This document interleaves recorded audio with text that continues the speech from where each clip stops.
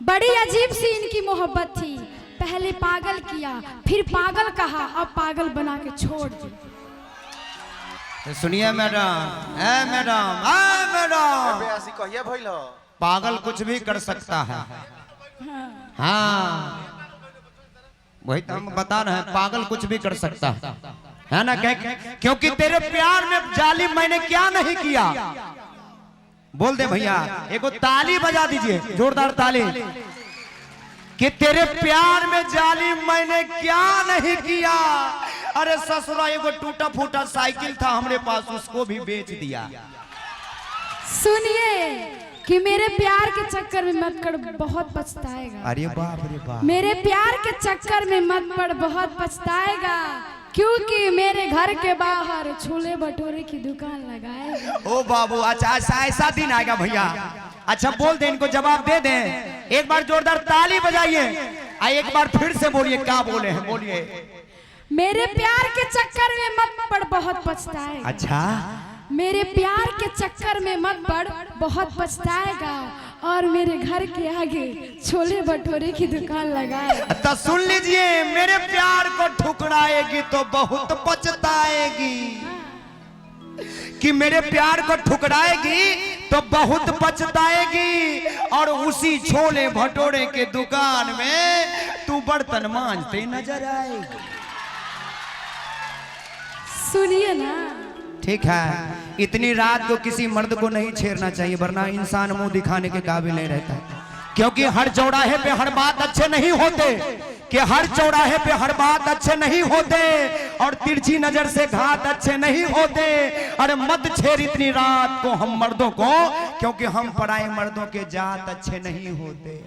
सुनिए, ये मेरी जवानी भी क्या जवानी है, जैसे कि दिल्ली राजधानी है। हाँ। देख रहे हैं शिवेश भैया, ये मेरी जवानी भी क्या जवानी है, जैसे कि दिल्ली राजधानी है। हजारों डूब गए इस समंदर में, हजारों डूब गए इस हुस्न के समंदर में, लेकिन कोई पता ना लगा सका कि इसमें कितना पानी है।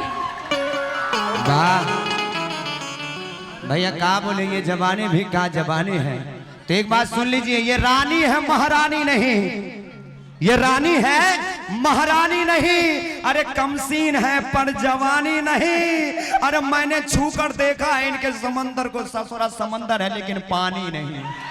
लेकिन सुनिए, लास्ट में कहूंगी, उसके बाद आप लोगों के बीच संगीत होगा। कि काश तू चांद में सितारा होता। अच्छा, काश तू चांद में सितारा होता, आसमान में एक हमारा आशियाना होता। काश तू चांद में सितारा होता, आसमान में एक आशियाना हमारा होता। लोग तुझे दूर से देखा करते और पास से देखने का हक सिर्फ हमारा होता। बाप रे बाप, अच्छा लगा है तो एक बार ताली के लिए बजा दीजिए। लेकिन मैडम एक बात सुन लीजिए, कि कोई भी मोहब्बत का रंग भर दे मैं वो पिचकारी नहीं, कि कोई भी मोहब्बत का रंग भर दे मैं वो पिचकारी नहीं, और खुद अपने घर आग लगा लूं मैं वो चिंगारी नहीं। और प्यार मोहब्बत की बातें करनी है ना, तो पीछे शिवेश जी बैठे उनसे कीजिए, क्योंकि मैं शादीशुदा हूं, कुंवारा नहीं। वाह, हाँ ना, चलिए आइए आइए मैडम, आइए। वाह, कीजिए अपना ही तोहरा बिन हो, सुनाए रानी तोहरा नावे कादी हले है सारी जिंदगानी।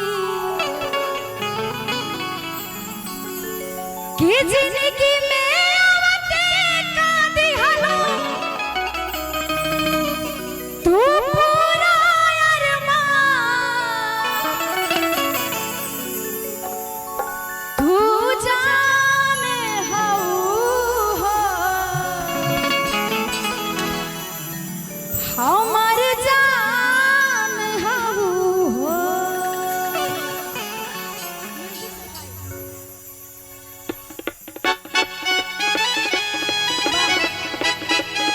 ऐसे शांत मत रहिए, मीठी मीठी ताली बजाइए, तब जाके गीत का आनंद आएगा। वाह क्या बात है, जियो।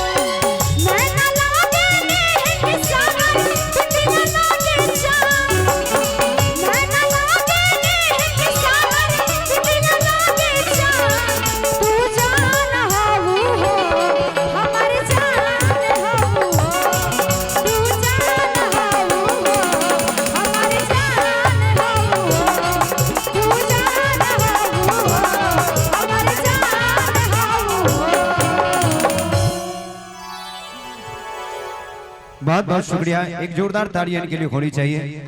और बस समय को देखते हुए